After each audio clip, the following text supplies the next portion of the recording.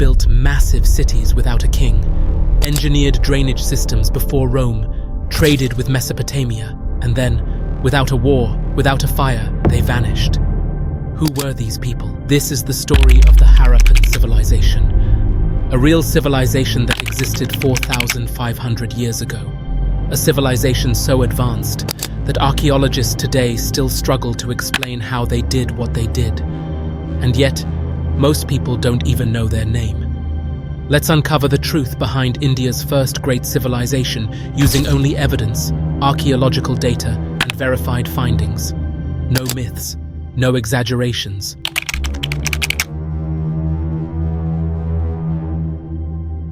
In 1856, British engineers were laying railway tracks between Lahore and Karachi.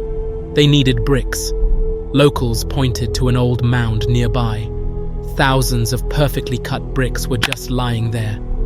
No one realized that those bricks belonged to one of the oldest urban centers on Earth, Harappa. In 1921, official excavations began. What was uncovered shocked even the experts' grid-like streets, multi-storied houses, water wells, and sanitation systems, far beyond what was expected from a Bronze Age society.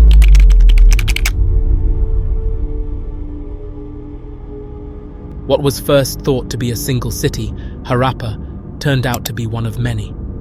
More than 1,500 Harappan sites have now been discovered across present-day India and Pakistan, from Mohenjo-Daro in Sindh to Dholavira in Gujarat, Rakhigarhi in Haryana, and Lothal near the Arabian Sea.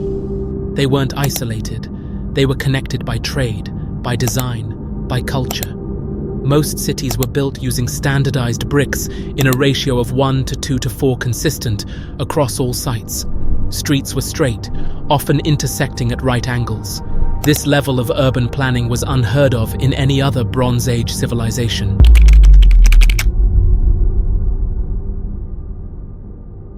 One of the most remarkable aspects of Harappan cities was their sanitation system.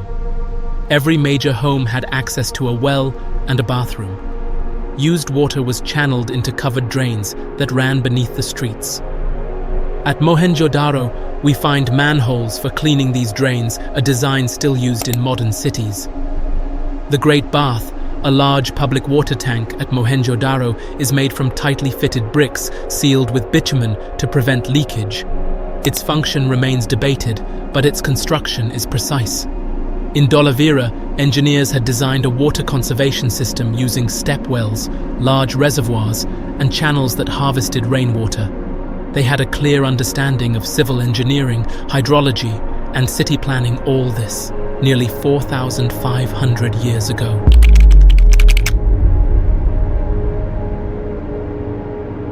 The Harappans were skilled traders and craftsmen. They had trade links with Mesopotamia, Oman, Bahrain, and Afghanistan.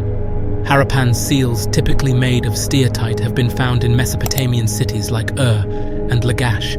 They exported beads, precious stones, cotton textiles, and pottery.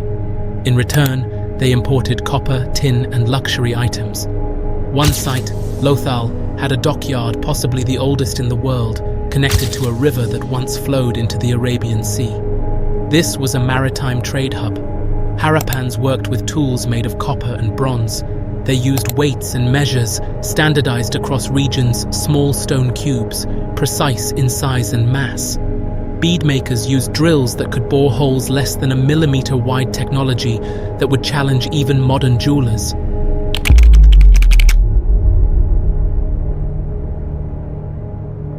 There is no evidence of royal palaces, large temples, or centralized control. Yet, the uniformity of their cities suggests an organized administration.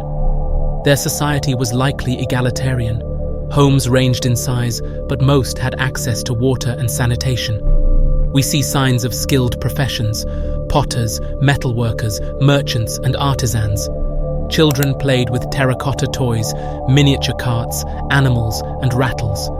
Women wore ornaments made from shells, semi-precious stones, and ivory. Religious practices remain unclear. Seals depict animals, horned figures, and a pipal leaf, possibly symbolic, but nothing definitive. No large statues or temples have been found.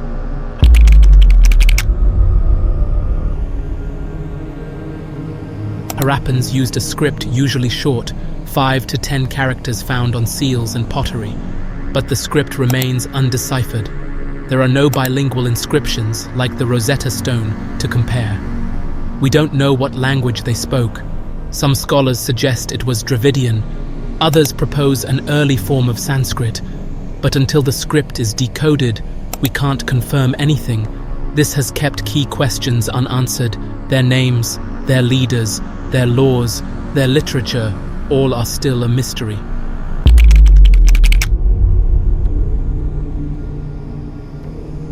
The reasons are still debated.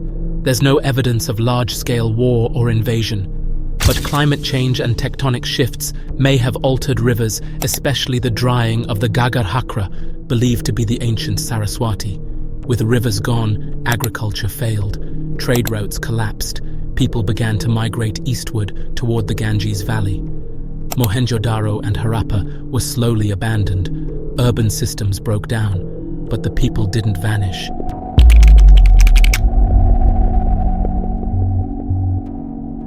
DNA studies show continuity between Harappans and later populations in the Indian subcontinent. Even today, we carry traces of Harappan influence. Brick dimensions used in parts of rural India resemble Harappan standards. Bead designs and motifs seen in their art are echoed in modern Indian jewelry.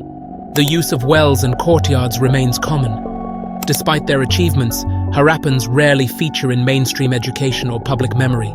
It's time we give them the recognition they deserve. This civilization was real. Its cities, people, and innovations shaped the roots of South Asia. If you found this story eye-opening, please like and subscribe.